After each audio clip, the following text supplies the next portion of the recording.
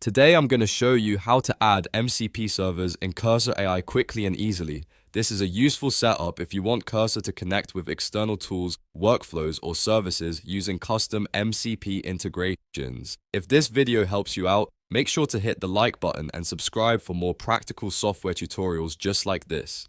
Now let's jump right in. First, open Cursor AI on your computer. Once Cursor is running, look to the top right corner of the app and click the gear icon to open settings. This is where Cursor keeps all of its configuration options, including tool integrations and MCP connections. After the settings panel opens, find and click on Tools and MCP.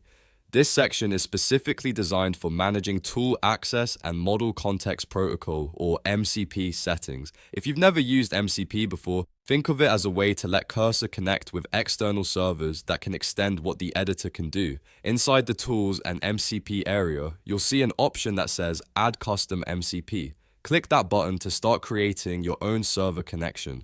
Cursor will now prompt you to enter the server details, so this is where you'll add the MCP server information you want to connect. At this point, carefully add your server. Depending on the server you're using, you may need to paste in the server name, the command, the URL, or any required configuration values. Make sure everything is entered correctly because even a small typo can prevent the connection from working. Once the details are added, review the configuration one more time. If everything looks good, save it and let Cursor register the new MCP server. After that, the server should appear in your list of available MCP connections, ready to be used inside Cursor AI. And that's it. You've now added an MCP server in Cursor AI.